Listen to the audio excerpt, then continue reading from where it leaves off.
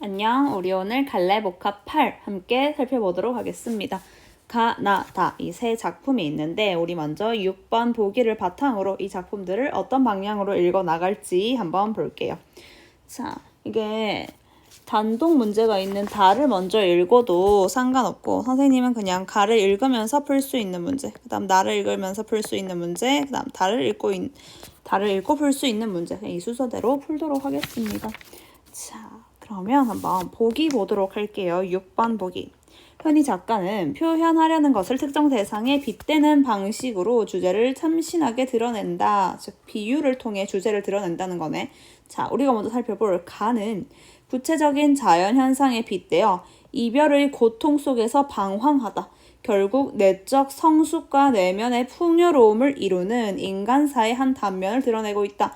그러니까 이별의 고통 속에서 방황하는 화자가 나오나 봅니다. 하지만 결국은 성숙하고 성숙해지는 그런 모습이 담겨있는 작품인 것 같아. 자, 그러면 우리 가 함께 살펴보도록 하겠습니다. 자, 가 볼게요. 가 제목이요. 감나무 그늘 아래라는 제목인데 한번 보겠습니다. 화자 지금 이별을 겪은 화자입니다. 감나무 잎새를 흔드는 게 어찌 바람뿐이랴. 그러니까 지금 감나무 잎새를 흔드는 것은 바람 말고도 많다는 것이겠지, 그지? 잎새를 흔드는 이 바람? 뭔가 그렇게 좋은 의미는 아닌 것 같다, 그지? 자, 그다음. 감나무 잎새를 반짝이는 게 어찌 햇살뿐이랴. 감나무 잎새를 반짝반짝 거리게 해주는 건 햇살 말고도 많다. 이 정도로 해석할 수 있겠네요. 아까는 오색 딱따구리가 따닥따닥 찍고 가더니 봐봐, 시방은 청설모가 쪼르르 타고 내려오네. 그러니까 지금 이 장면을 뭘 말하는 거야? 감나무에 뭐 딱따구리가 오기도 하고 청설모가 왔다 갔다 하기도 하고 그냥 감나무에 이런 동물들이 왔다 갔다 거린다. 이 정도로 해석할 수 있겠죠. 자, 지금까지는 그냥 감나무 이야기인데요. 사랑이 끝났기로서니 그리움마저 사라지랴? 갑자기. 자, 그러면 얘들아 이걸 읽어봐봐. 사랑은 끝났어. 글쓴이가 보기에서 무엇을 맞이했다 했지? 맞아, 이별을 맞이했어. 그렇다고 그리움마저 사라지랴? 그리움은 사라진다 안 사라진다? 그리움은 사라지지 않는데. 그리움 사라지지 않아. 그렇지. 사람 마음이 칼 같지 않지. 이별했다고 갑자기 그 사람을 사랑하지 않고 이런 게 아니잖아. 그지? 자, 그러니까 지금 이 이별의 고통을 겪은 화자가 엄청 그 대상을 그리워하고 있나 봅니다. 그죠? 자, 그러면서 그 그리움 날로 자라면 화자가 느끼고 있는 그 그리움이 날로 자라면 주목성이처럼 커갈 땡감들. 자, 그리움이 자라면 어떻게?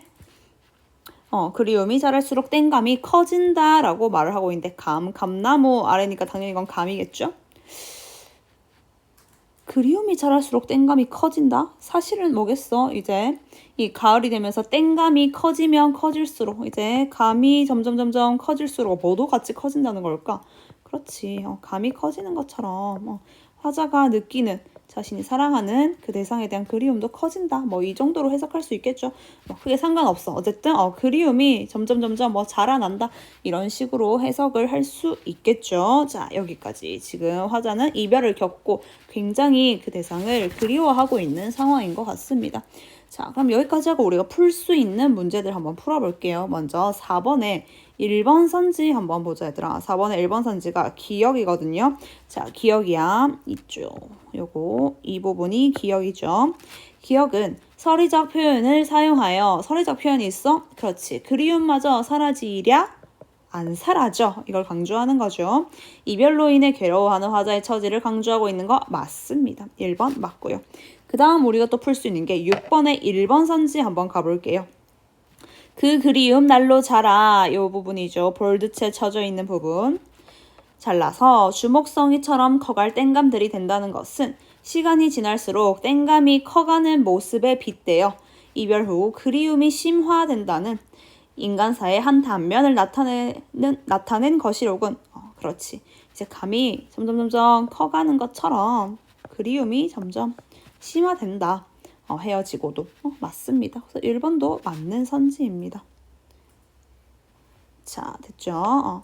이때 이 그냥 감이라 생각을 하면 되는데 얘들아 이거 해석하는데 그렇게 크게 지장을 미치지 않아. 이 땡감이라는 거는 초록 색깔 감, 안 익은 그런 떫은 감입니다.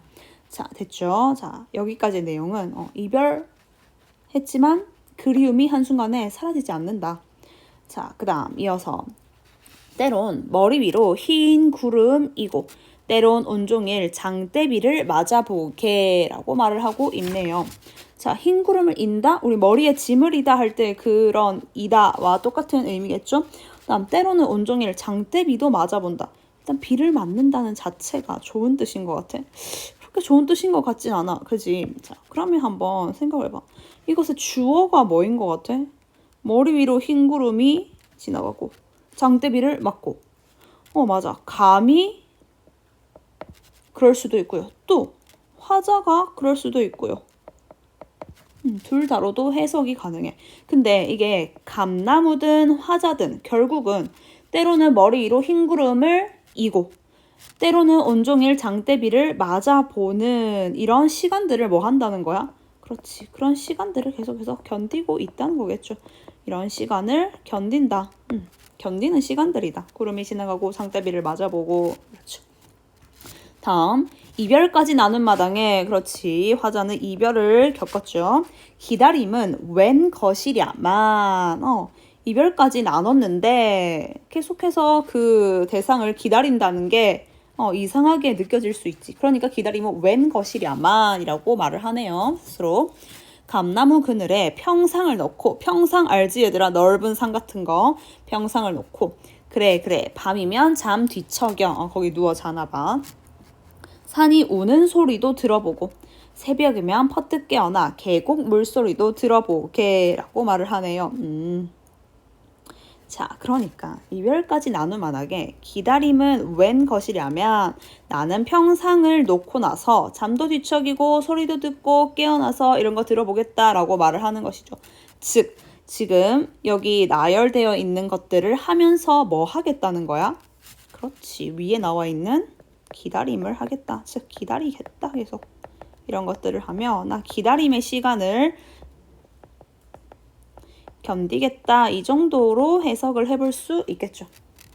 자, 됐지? 자, 그러면 여기까지 하고요. 우리 4번에 2번 선지 한번 볼까요? 니은 관련해서 보겠습니다.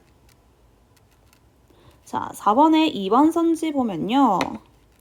니은은 대조적 의미의 소재를 사용하여 대조적이라고 할 수 있나? 뭐 굳이 따지자면 머리 위로 흰 구름이 지나가는 날씨와 온종일 장대비가 지나가는 날씨 어때?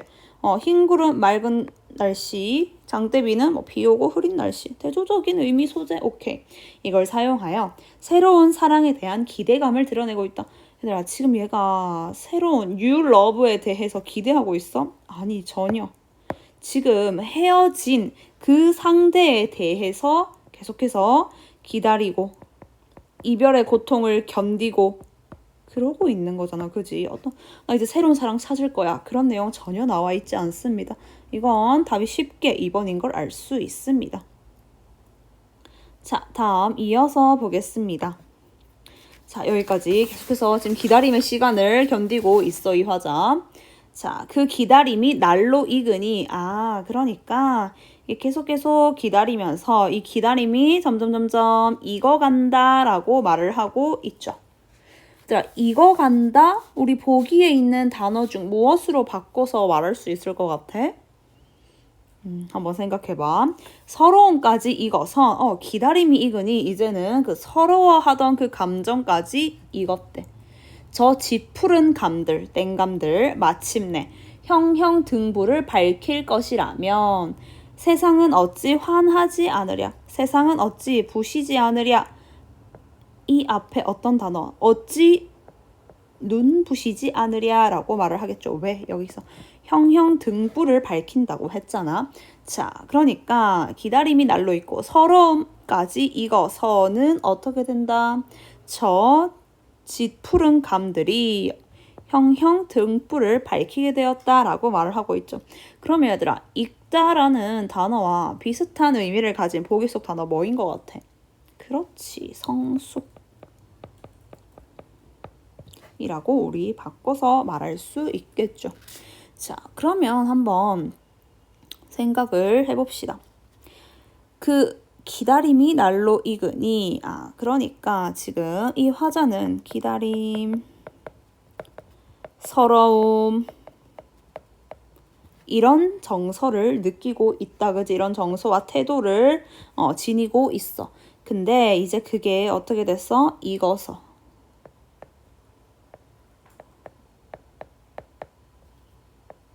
아이고야. 익었어. 그러니까 마침내 드디어 형형 등불을 밝히게 된다. 그러면 이 등불 덕분에 세상이 환해지고 하늘이 눈부시다 라고 말을 하고 있죠. 즉, 어떻게 된다는 걸까? 익어서 자신이 뭐해진다는 걸까? 한층 더. 6번 보기에 나와 있는 말로는. 그렇지. 한층 더 내적으로 성숙해진다. 내적으로 더욱 풍요로워질 수 있다라고 말을 한다라고 볼 수 있겠죠. 그러니까 우리 사람이 이별을 겪으며 한층 더 성숙해진다 이런 말 있잖아. 그지? 힘든 일 뒤에 그 사람이 한층 더 성장한다는 것처럼 이 화자도 이별을 겪고 나서 이런 서러운 감정을 겪고 나서 성숙을 이뤄냈다라고 볼 수 있겠죠. 이게 인간에 적용하면, 이 화자에 적용하면 이런 것이고, 사실 지금 여기서는 무엇을 이야기하고 있어? 감 이야기를 하고 있잖아. 짚풀었던 푸른색, 초록색이었던 감이 마침내 어떻게 됐다는 거야? 형형 등불, 즉 익었다. 익어서 홍시 정도, 혹은 붉은 감이 되었다. 이 정도로 감나무 입장에서는 이렇게 해석이 가능한데, 이걸 이제 화자에 대입해서 생각하면은 이렇게도 해석이 가능하다 볼 수 있겠죠. 자, 그러면 이 작품 한번 정리해 보도록 하겠습니다.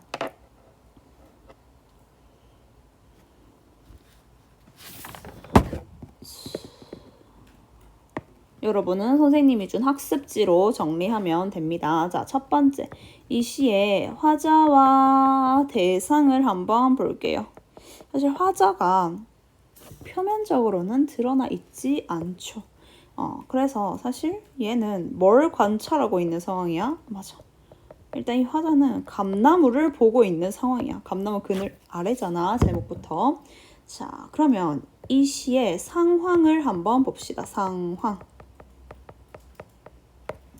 자, 이 시의 상황은요. 감나무를 보고 있어, 화자가. 자, 이 감나무를 통해서 인간인 나의 삶에 대해서 생각을 하고 있어. 즉, 깨달음을 얻었다. 이런 작품 너무 많이 봤지, 얘들아. 자연현상, 자연물을 통해서 인간의 삶이 이렇구나 라고 깨달음을 얻는 방식의 시 우리 너무 많이 봤어. 그지? 자, 여기 보면요. 보기 속에 뭐라고 나와 있냐면 가는 구체적인 자연현상에 빗대어 이별의 고통 속에 방황하다 내적 성숙을 이루는 인간사라고 했어. 그러면 자연현상, 어떤 자연현상일까? 감나무가 원래는 어떤 감이었어? 땡감. 푸른빛의 땡감이었어. 근데 어떤 자연현상일까? 그렇지. 이 땡감이 익는 거지. 익음. 그래서 붉은 감 혹은 홍시가 되는 이 자연현상이라는 것이죠. 그치? 자, 이걸 통해서 인간사에 대한 깨달음을 얻고 있는데 자, 인간 어때? 땡감? 아직? 먼저 인간 이별의 고통을 겪잖아. 그치? 하지만 결국 마지막에는 어떻게 됐어? 화자가? 그렇지. 형형등불을 밝혀서 세상은 어찌 환하지 않으랴 하늘은 어찌 눈부시지 않으랴 즉 익었어. 이별도 익음 즉 이 익음은 내적으로 한층 더 성숙해지고 풍요로워진다는 것이겠죠. 이 감나무를 통해서 인간 역시 이런 것이구나 깨달음을 얻었어. 즉 감나무와 인간을 하고 있어? 동일시하면서 감나무를 통해 인간사를 유추하는 것이죠. 그런데 땡감이 그냥 홍시가 되나? 아니거든. 어떤 것이 필요했어? 맞아, 시간이 필요해. 계속해서 기다림의 시간이 필요합니다. 역시 인간 역시 어때? 성숙해지기 위해서는 이 기다림의 시간이 필요하다. 이 기다림의 시간과 관련된 구절들이 시 속에 나와 있었거든. 얘들아 한번 찾아볼래? 그래, 이거 4번 시어의 의미와 연결이 가능합니다. 자, 이 기다림의 시간이 어디 나와 있었어? 그렇지, 먼저 여기에, 이쪽에. 구름을 이고 장대비를 맞는 거. 이거 역시 이 맑은 날, 구름 지나가는 거, 날씨가 궂은 날, 비를 맞는 이런 기다림의 시간. 그쵸? 또 여기 기다림이라고 나와 있죠. 이러이러한 것들을 통해서 나 기다림의 시간을 겪겠다라는 거. 결국 이러한 기다림의 시간 끝에 이금. 인간 역시 이별 후에 성숙을 얻어낼 수 있다라고 말을 할 수 있는 것이죠. 따라서 이 시어의 의미, 이 기다림이라는 시어들은 결국으로 특히 이 기다림이라는 시어는 어때? 인간이 내적으로 뭐 하는 시간? 맞아, 성숙해지는, 한층 더 성장하는 시간이라고 볼 수 있겠죠. 자, 내적 성숙을 이룬 상태를 이 시에서 어떤 시어로 표현하고 있었지? 맞아. 기다림이 있고 서러움이 익어서 마침내 여기 형형 등불을 밝힌다 라고 되어 있죠. 이 형형 등불이 결국 붉은 감 홍시인데 이게 바로 인간의 입장에서는 내적 성숙을 이룬 상태라고 볼 수 있겠지. 그러니까 세상이 환해지고 하늘이 눈부실 것이다. 이런 긍정적인 표현들을 쓸 수 있는 것이죠. 자, 됐죠? 그러면 우리 학습지에서 하지 않은 게 아직 3번. 이 시에 드러난 정서, 태도, 깨달음. 그죠? 깨달음. 마지막. 이 시의 표현적 특징 한번 찾아보도록 하겠습니다. 자, 표현적 특징. 첫 번째, 선생님이 제시할 테니까 여러분 찾아보세요. 표현적 특징. 서리적 표현이 있어. 어디 나와 있을까, 얘들아? 한번 찾아봐봐. 그렇지. 바로 나오죠. 흔드는 게 어찌 바람뿐이랴, 어찌 햇살뿐이랴. 바람만 있는 거 아니고 햇살만 있는 거 아니야. 이런 식으로. 그리고 마지막 구절에도 어찌 화나지 않으랴, 어찌 눈부시지 않으랴. 아주 화나다, 아주 눈부시다. 이런 강조 표현 됐죠. 다음 두 번째. 유사한 통사구조의 반복. 자, 여러분 통사구조 알죠? 문장구조입니다. 통사구조, 문장구조. 자, 아주 유사한 문장구조가 나타나는 구절 어디 있을까? 사실 서리가 나타난 부분이 다 2번이랑 통하거든요. 어찌 머랴, 또 마지막 구절. 무엇은 어찌 하나지 않으랴. 이런 식으로. 그죠? 유사한 통사구조 반복입니다. 자, 그래서 이 시의 주제의식은 뭐겠어? 이 감나무를 보면서 인간 역시 이별의 고통을 겪지만 결국은 이 기다림의 시간을 통해 뭘 이뤄낼 수 있다? 내적 성숙을 이뤄낼 수 있다. 라는 주제의식을 담은 작품이었습니다. 자, 됐죠? 그럼 우리 못 풀었던 문제 이제 풀어보도록 할게요. 자, 먼저 6번, 네, 2번 볼게요. 가에서 서러움까지 익어선 저 짙푸른 감들 마침내 형형 등불을 밝힐 것이다. 이 완전 이 아랫부분이거든요. 이 구절은 땡감이 홍시가 되는 모습을 통해 맞지? 내면의 풍요로움을 회복해도 이별의 상처는 여전히 남아있음을 나타낸 것이로군. 아니요. 회복한 상태인 거야. 그치? 이별의 상처는 남아있다. X. 이미 보기 속에서도 방황하다가 결국 내적 성숙을 이룬다라고 되어 있잖아. 보기와도 맞지 않아. 그래서 이건 답이 2번입니다. 자, 다음 이어서 우리 5번 보겠습니다. 5번에 A가 뭐냐면 얘들아 감나무 그늘이거든. 자, 이 감나무 그늘 관련해서 여러분 한번 풀어볼게요. A 감나무 그늘. 여기에 평상을 놓고 이런 이야기가 있었어. 자, 그러면 1번 선지부터 보겠습니다. A는 자연과의 이질감을 느끼는 공간이고 얘들아 이질감 알지? 이질감 뭐야? 뭐 서로 달라서 잘 맞지 않을 것 같은 느낌이거든. 어때? 자연과의 이질감을 느끼는 공간이야? 감나무 그늘? 완전 아니죠. 다음 2번 사랑하는 사람을 그리워하는 공간이고 맞아. 그리워하고 기다리는 공간. 오케이. 자, 그 다음 3번 A는 삶에 대한 깨달음을 얻을 수 있는 공간이고 그렇죠. 어떤 깨달음을 얻고 있었지? 이별 후에 기다림을 통해 이 성숙해지는 과정에 대해 깨닫고 있다. 자, 다음 4번. A는 미래의 삶을 계획하기 위해 선택한 공간이고 계획? 아니, 전혀 아닌 것 같죠? 선생님 바로 X를 쳤어.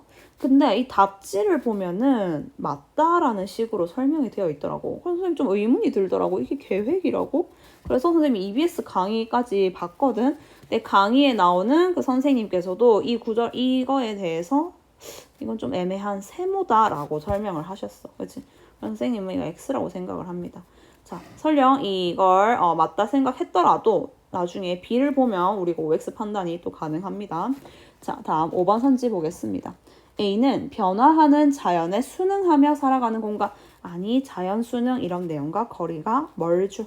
그래서 우리는 이 2, 3번 이따 보면 될 것 같아. 자, 마지막 1번 보겠습니다. 1번에 가와 관련된 내용을 봐야겠죠. 자, 1번 선지. 가는 이상과 현실의 괴리로 인한 화자의 괴로움을 나타내고 있다. 괴로움까지는 뭐 그럴 수 있다고 보는데 이상과 현실의 괴리 이런 뭐 화자의 이상 이런 거 전혀 나오지 않았죠. 1번 틀렸고요. 다음 3번. 가는 계절감이 드러나는 소재를 활용하여 어떤 소재가 있었지? 맞아, 감. 땡감. 가을. 애상적 분위기를 자아내고 있다. 얘들아, 애상적 이제 무슨 뜻인지 알지? 무슨 뜻이야? 맞아, 슬픈 분위기야. 슬픈 분위기. 이거 뭐 물론 헤어져서 앞부분에는 약간 슬픈 분위기 있을 수는 있지. 하지만 뒷부분에 결국 이 작품의 초점이 되는 내용은 뭐야? 성숙. 성숙이 초점입니다. 알겠죠? 그러니까 이 뒷부분에는 전혀 이 슬픈 분위기가 아니야. 성숙해지는 것이기 때문에 X. 다음 4번. 가는 시적 대상이 변화하는 모습을 형상화하여 주제의식을 나타내고 있다. 형상한다, 나타낸다. 자, 대상이 어떻게 변화했지? 원래 푸르르한 땡감이었는데 얘가 어떻게 돼? 맞아. 읽는 상태 변화 나타납니다. 오케이, 4번 맞고요. 5번. 가는 시간의 흐름에 따라 달라지는 화자의 심경을 드러내고 있다. 그렇지. 시간의 흐름에 따라. 처음엔 어땠어? 그리워. 고통스러워. 근데 어떻게 변했어? 나 이제 성숙해. 괜찮아. 풍요로워졌어. 변했습니다. 오케이. 5번도 맞네요. 자, 그러면 이제 가와 관련된 문제는 다 풀었어. 이제 우리는 나 한번 살펴보도록 하겠습니다. 이 작품 되게 간단해. 그래도 우리 6번 보기를 보면서 한번 어떤 내용인지 힌트를 얻고 보겠습니다. 나는 먹의 번짐 효과나 피사체들을 피사체 물체죠, 물체. 피사체들을 뚜렷하게 구별하지 않는 수묵화 기법에 빗대어 계절의 변화, 인간 간의 관계 맺음, 인간과 자연의 조화 등 여러 존재가 서로에게 스며들어 조화롭게 살아가는 모습을 나타내고 있다. 이 작품은 뭔가 서로서로 조화롭게 살아가는 모습과 관련된 작품인가 봅니다. 자, 그러면 한번 보도록 하겠습니다. 수묵정원, 번짐. 자, 그러면 봅시다. 번짐에 관한 것인데, 번짐. 목련 꽃은 번져 사라지고 여름이 되고 그러니까 이 계절이 이렇게 변화한다는 것이겠네요. 너는 내게로 번져 어느덧 내가 되고 나는 다시 내게로 번진다. 그러니까 너가 내가 되고 내가 다시 너가 되고 이 구절 어떻게 해석을 할 수 있을까? 너는 내가 다시 너에게로 이 보기에 무엇과 관련된 내용이 있었지? 맞아. 인간관계와 관련된 내용이 있었습니다. 어떻게 된다는 거야? 맞아. 서로에게 뭐 해진다? 스며들게 된다. 그 내용과 연결이 되는 것 같다. 그지? 네가 내가 되고 내가 다시 너에게로 번져오고 이런 식으로. 자, 됐죠? 그러면 이것과 관련해서 6번에 3번 선지 한번 볼게요. 나에서 너는 이 구절은 먹이 종이에 번지는 수묵화 기법을 활용해 인간의 관계 맺음이 서로에게 서서히 스며드는 방식으로 이루어짐을 나타낸 것이군. 맞죠. 여기 서로에게 스며든다라는 이 내용이 있었습니다. 3번 맞습니다. 자, 됐죠? 다음 보겠습니다. 번짐. 번져야 살지. 그러니까 사는 데 있어서 꼭 필요한 게 뭐라는 거야? 번짐이다. 이 번짐은 사는 데 있어서 꼭 필요하다라고 화자는 말하고 싶은가 봐요. 꽃은 번져 열매가 되고 여름은 번져 가을이 된다. 그러니까 무엇의 변화를 나타내고 있는 거야 지금? 번진다. 즉 이 구절은 계절의 변화를 나타내고 있네요. 번짐. 음악은 번져 그림이 되고 음악은 번져서 그림이 되고 다음 삶은 번져 죽음이 된다. 죽음은 그러므로 번져서 이 삶을 다 환히 밝힌다. 삶은 번져 죽음이 되는데 죽음은 번져서 또다시 삶을 밝힌대. 그러니까 지금 뭐 하고 있는 거야? 계속해서 빙글빙글 돌아가고 있는 이 순환이 이루어지네요. 삶과 죽음의 순환. 자, 그러면서 또 한 번 저녁은 번져 밤이 된다. 자, 이제 저녁에서 밤이 되는 이 시간의 흐름까지. 번짐, 번져야 사랑이지. 화자는 정말 번짐을 중시하나 봐. 산기 슬게 오두막 한 채 번져서 봄나비 한 마리 날아온다 라고 되어 있는데 이 구절을 보고 뭐지? 라고 생각을 했을 수 있습니다. 자, 이런 거 잘 모르겠는 건 보기에서 힌트를 주는 경우가 많죠. 자, 번짐과 관련해서 이 보기에 나온 내용 중에 아직 안 나온 내용이 있어. 어떤 게 안 나온 것 같아? 계절 변화 나왔고요. 인간관계 맺음 또 나왔어. 또 뭐가 안 나왔어? 맞아. 인간과 자연의 조화에 대한 내용이 전혀 나오지 않았지. 그러면 산기슭 오두막 한 채가 번져서 봄나비 한 마리 날아온다? 무엇이 인간이고 무엇이 자연 같아? 맞아. 인간이 사는 이 오두막에 나비 한 마리가 날아와서 인간과 자연이 아주 조화롭게 살아간다 라는 걸 말하고 싶었나 봅니다. 됐죠? 그래서 여기에 이 조화롭게 살아가는 인간과 이 자연의 모습이 마지막에 나타난다. 자, 그러니까 여기 지금 이 작품은 계속해서 이 번지는 것이 살아가는데 꼭 필요하다라면서 계절의 변화, 그다음에 서로에게 스며드는 인간관계, 그다음에 자연과 인간의 조화 등등에 대해 이야기를 하고 있는 작품이었습니다. 자, 그러면 우리 한번 문제 볼게요. 6-4번 선지 보겠습니다. 산기 슬게 오두막 한 채 번져서 봄나비 한 마리 날아온다 라고 한 것은 피사체들을 뚜렷이 구별하지 않는 수목화 기법에 빗대어 자연과 인간이 자연스럽게 조화를 이루며 존재한다는 점을 나타내는 거 맞죠. 보기에도 그대로 나와 있었습니다. 자, 다음 우리가 풀어야 할 게 3번 보겠습니다. 자, 3번에 A가 어디냐면 이 구절이거든요. 여기 이 구절. 이것과 관련해서 여러분 이해 한번 해보도록 합시다. 먼저 1번 A에서 음악은 그림에 영향을 미친다. 그렇죠. 여기 보면 음악은 먼저 그림이 된다 라고 했으니까 음악은 그림에 영향을 미치는 거? 오케이, 맞는 것 같아.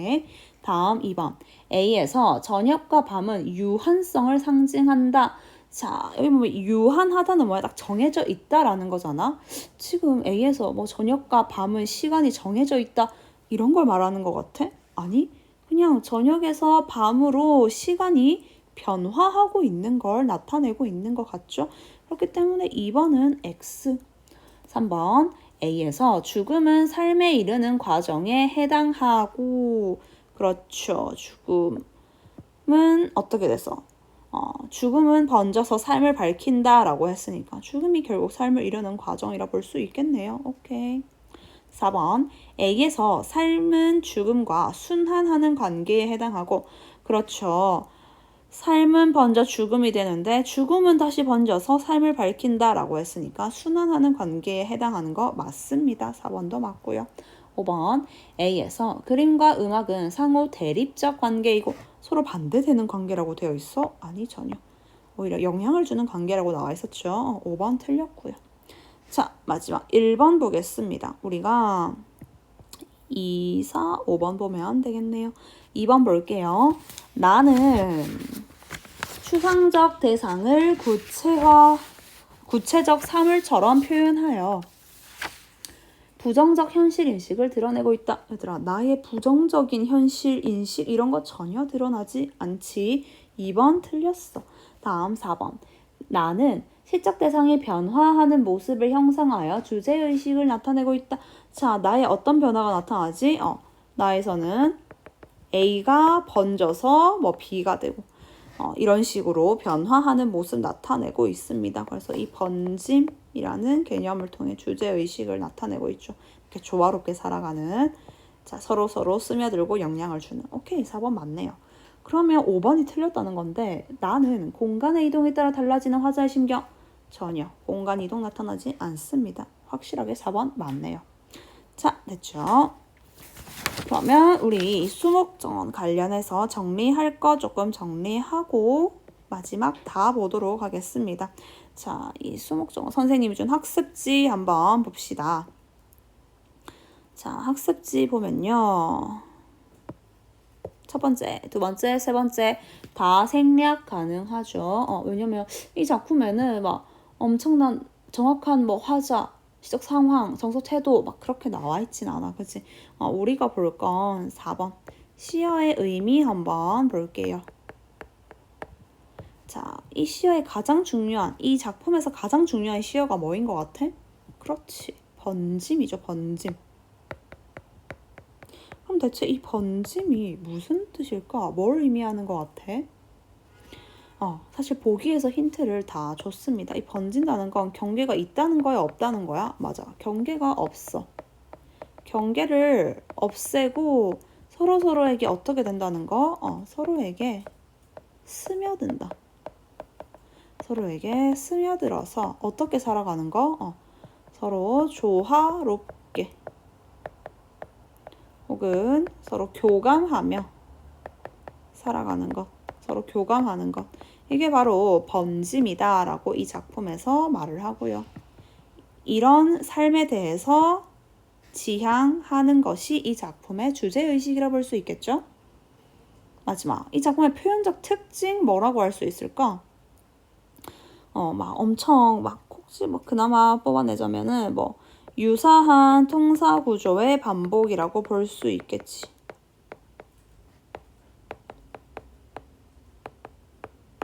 어디 있어 얘들아? 통사 구조 어디서 반복이 되지?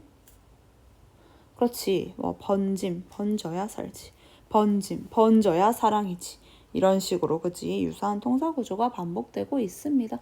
자, 됐고요. 이제 나 작품 마지막 다 작품 보겠습니다. 자, 다가 난해 보이지만 그래도 막 이해하는데 엄청 어렵고 이러진 않았을 거야. 그치? 자, 그러면 한번 다 볼게요. 다 역시 6번 보기를 통해 힌트를 얻고 가봅시다. 자, 다를 보면 어떤 내용이 나오냐면요. 옛사람이 추구한 삶의 방식에 빗대어 창해옹의 삶의 방식에 대한 예찬을 나타내고 있다. 창해옹이라는 인물이 나오나 봐. 얘의 삶의 방식에 대한 예찬이 드러나는 작품이라고 하네요. 자, 그러면 작품 한번 읽어보도록 하겠습니다. 창해옹의 성은 정이요. 이름은 란으로 영남 사람이다. 그렇고. 다음, 옹이 먼 영남으로부터 와서 남성에 있는 나를 방문하였다. 옹을 보니 이마가 넓고 콧날이 우뚝하며 양미간이 시원스럽게 넓었고 의관은 크고 헐렁하여 지금 세상의 복장이 아니었다. 그러니까 이 세상 복장이 아니라는 거겠죠. 나는 서둘러 뜰로 내려가 맞아들여 절한 후 모시고 앉아 옹과 더불어 이야기를 나누어 보았다. 기이한 풍정이 강렬하게 풍겼고 기세가 당당하고 자신감에 차 있는 사람으로 보였다. 옹은 이런 말씀을 했다. 자, 이 첫문단에서는 어떤 내용이 나와 있는 것 같아? 지금 이 창해옹을 딱 봤을 때의 그 첫인상에 대해서 이야기를 하고 있는 것 같다. 그지? 이 세상 복장이 아니고요. 아주 강렬했고요. 기세가 당당했고 자신감 있고 이런 식으로. 그죠? 자, 옹은 이런 말씀을 했다. 사람이 살아가며 활개치고 다니는 것은 정신이요. 사물과 접하는 것은 눈일세. 그 정신이 막히면 속이 답답하고 정신이 막히면 속이 답답하대요. 세상 구경하는 것이 협소하면 시야가 좁아지지. 세상 구경하는 게 협소한 경우에는 시야가 좁아진다. 정신과 세상 구경 둘 다 협소하면 사람의 기운이 크게 펼쳐지지 못하는 법이네. 그러니까 정신과 세상 구경 둘 다 협소하면 안 된다는 거네. 늙은이의 눈으로 이 인간 세상 사는 자들을 보면 겨우 진흙 구덩이의 지렁이나 새우젓 속에 등에 불과하다네 라고 말을 하고 있어. 그러니까 지금 창혜영이 보기엔 이 인간 세상에 사는 자들은 정신과 세상 구경 둘 다 뭐한 상태인 것 같아? 둘 다 지금 협소해 보인다 라고 지금 굉장히 비판적으로 이야기하고 있어. 그치? 자, 그러면 한번 3번 문제 바로 봅시다. B와 관련해서 우리 되게 좀 말장난이거든. 자, 그러면 보겠습니다. B에서 정신은 시야에 영향을 미친다 라고 되어 있는데요. 어때? 맞을까?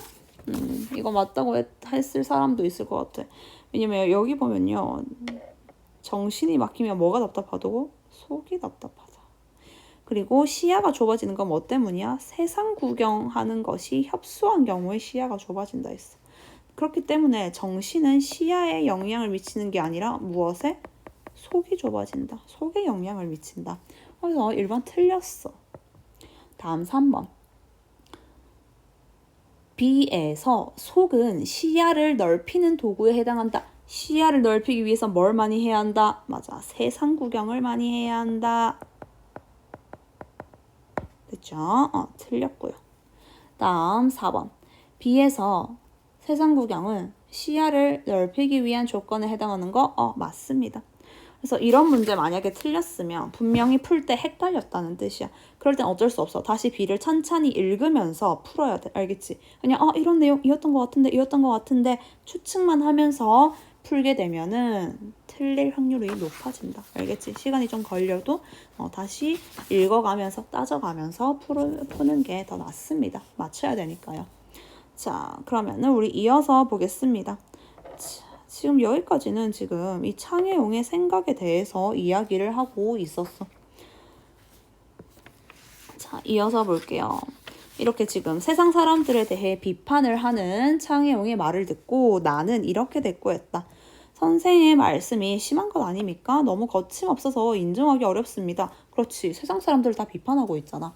그러자 옹이 이렇게 말을 이었다. 자네가 마땅히 알아야 할 게 있네. 세상에서는 추자가 하는 말을 인간의 사고로는 헤아릴 수 없다고 하면서도 히든글에 눈을 뜨고 빨려 들어가지. 그러나 허황된 세계를 추측하느니 존재하는 세계를 찾아가는 것이 낫고 말을 과장하여 하느니 안목을 크게 넓히는 것이 낫네 라고 말을 하고 있습니다.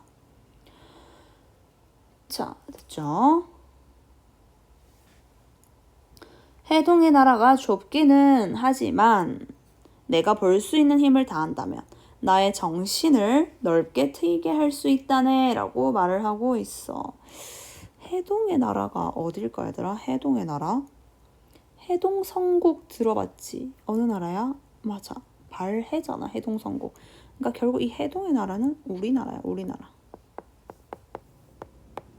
우리나라 좁긴 하지. 근데 내가 볼 수 있는 힘을 다한다면 나의 정신을 트이게 할 수 있어 라고 말을 하고 있네요.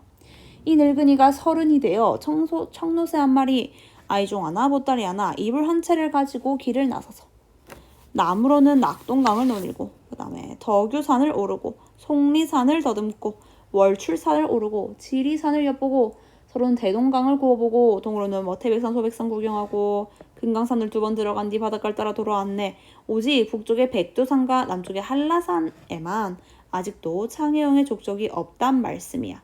허나 이 늙은이는 아직 노쇠하지 않았어. 자, 지금 여기까지 창혜용은 뭘 말하고 있는 거야? 자신이 다녀온 곳들에 대해서 이야기를 하고 있네.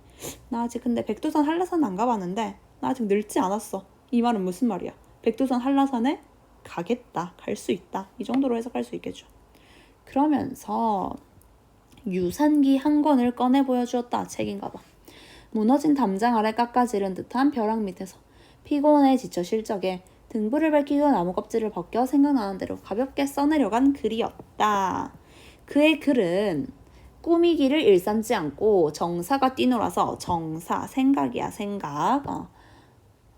구애를 받은 데가 없었다. 또 그림이 중간에 섞여 있는데 산의 맥을 찾고 물길을 따지며 깊이를 헤아리고 먼 거리를 본떴기에 명백하여 속이 시원하였다. 즉 지금 이 창혜용은 자신의 글과 그림이 있는 이 유산기를 보여주는 상황입니다. 나는 앉은 자리에서 일어나 다시 말씀을 올렸다. 더럽고 시끄러운 세상에 평범한 인간이라 선생을 제대로 보지 못했습니다. 처음에는 선생을 남과 어울리지 못하고 고상하게 구는 분인 줄 착각했으니 창혜용을 잘못 알 뻔했습니다. 이제야 선생을 알겠습니다. 뜻이 크고 기계가 있어서 표현이 훌쩍 세상을 벗어나 논의는 옛사람 아닌지요? 라고 창혜용에 대해서 평가하고 있네요. 선생을 뵙고 나니 허둥지둥 세상을 출입하여 조그만 이해를 보기만 하며 이해관계 황급히 제 갈 길을 잃어버리는 세상 사람을 다시는 감히 선비라고 하지 못하겠습니다. 즉, 이 세상 사람에 대해서 화자가 어떤 관점을 취하고 있어? 부정적인 관점, 비판적인 관점을 취하고 있네요. 한 해 남짓 지나 한밤중에 우리 집 문을 두드리는 사람이 있었는데 다름 아닌 창혜용이었다. 백두산에서 오는 길이었다.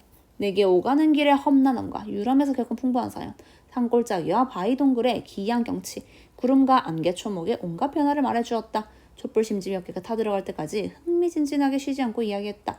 새벽이 되어 잠에서 깨어나보니 창혜용은 벌써 보이지 않았다.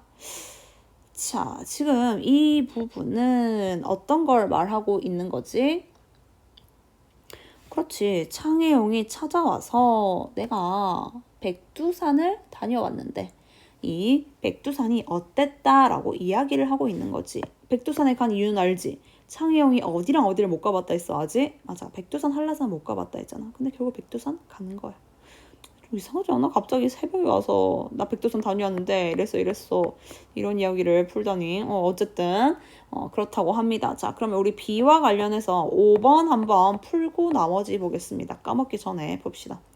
자, 5번 비가 바로 백두산이거든요. 자, 이 백두산 관련해서 가장 적절한 걸 찾아야 합니다.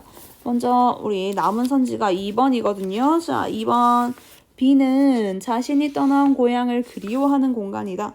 아니, 전혀 백두산이 이 떠나온 고향을 그리워하는 그런 공간 아닙니다.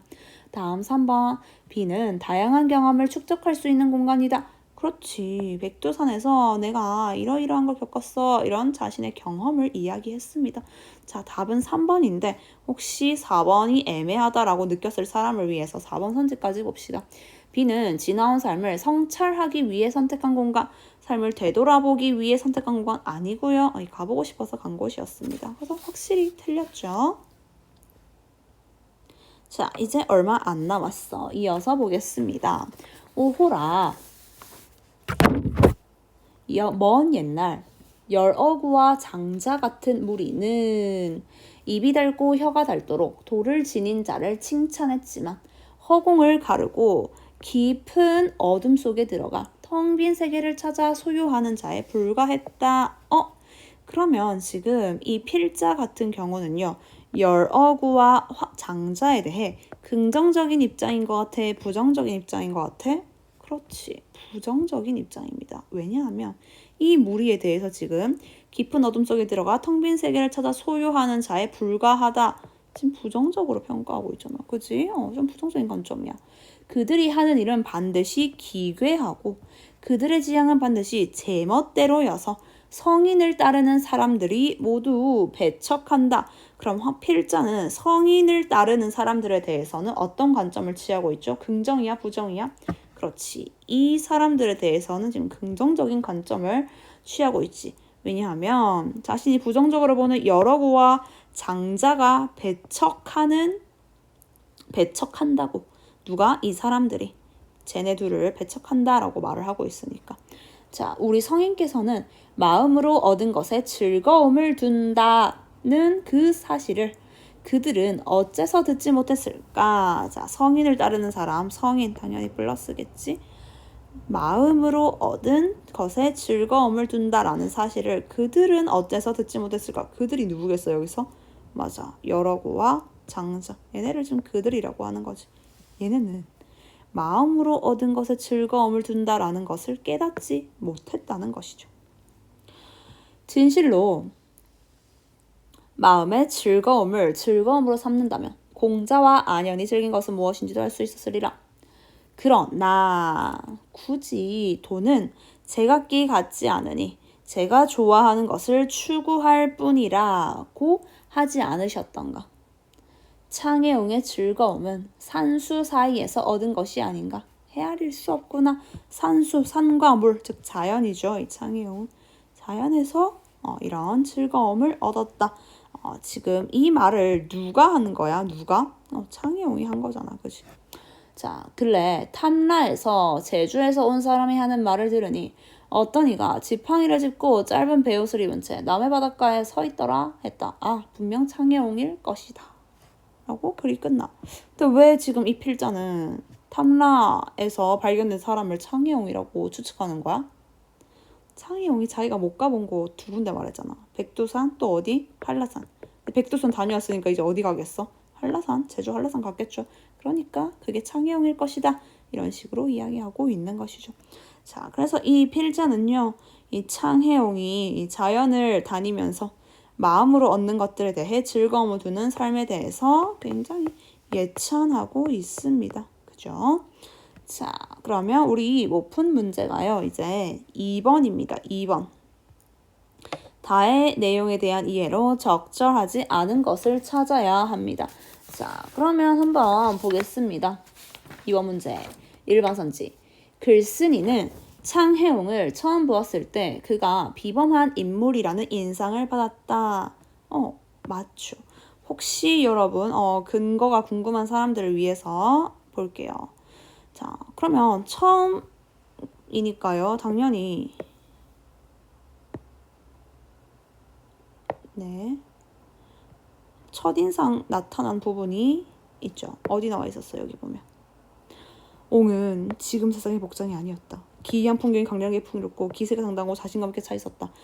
일단 이 세상 복장이 아니다라고 하는 것부터 굉장히 창해용을 비범하게 생각했구나라고 볼 수 있겠죠. 그래서 이게 이번에 1번 선지의 근거라고 볼 수 있죠.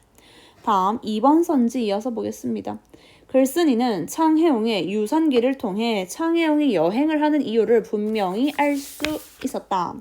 자, 유산기 관련된 부분이 여기 나와 있어. 그치? 자, 유산기와 관련해서 창해용이 여행을 하는 이유 뭘까? 어디 나와 있을까? 못 찾았을 수도 있을 것 같아. 이 쭉쭉쭉 보면서 나 이제야 선생을 알겠습니다. 뜻이 크고 기회가 있어서 훌쩍 세상을 벗어나 노는 옛사람이군요. 즉 세상을 벗어나 이렇게 놀구나. 이 유산기를 통해 알 수 있다는 것이죠. 왜냐하면 여기에 그림 자신의 글, 생각 그리고 그림까지 이렇게 본떠가지고 나와 있기 때문에 이 내용을 바탕으로 세상을 벗어나 놀면서 글도 그리고 그림도 그리는구나. 그래서 여행을 하는구나. 라고 추측을 할 수 있죠. 자, 다음 3번 선지 보겠습니다. 창해용은 우리나라 땅이 좁지만 여기저기 여행한다면 안목을 넓힐 수 있다고 밝혔다. 우리나라 땅이 좁다는 이야기 어디 나왔더라? 맞아, 여기 있었어. 해동의 나라가 좁기는 하지만 힘을 다한다면 나의 정신을 넓게 틀수할 수 있다네. 정신, 결국 나의 안목을 넓게 틀 수 있다는 거겠죠. 그러니까 얘가 이번에 3번 선지의 근거가 되겠네요. 다음 4번. 글쓴이는 창해용이 산수 사이를 여행하는 방식으로 제 나름의 도를 추구한다고 평가했어. 자, 도를 추구한다는 내용 어디 나와 있었더라? 여기에 이 부분에 나와 있었죠. 그래서 역시나 4번 선지도 맞아. 사실 1, 2, 3, 4가 다 애매했더라도 5번이 너무 확실하게 틀렸어. 5번 창해용은 외모만으로 자신을 판단하는 글쓴이에게 진정한 선비의 자세가 아니라며 비판했다. 어때? 창해용이 글쓴이를 비판하는 장면이 있었니? 전혀 그런 장면 나와 있지 않았습니다. 그래서 나머지를 여러분이 설령 헷갈리는데 라고 생각했을지언정 5번은 확실히 아닌 걸 알겠죠. 자, 그죠? 우리 이제 모든 문제 다 풀었고요. 아까 풀었고요. 자, 자기가 헷갈리는 부분이 있으면 와서 질문하면 되겠습니다. 수고했습니다.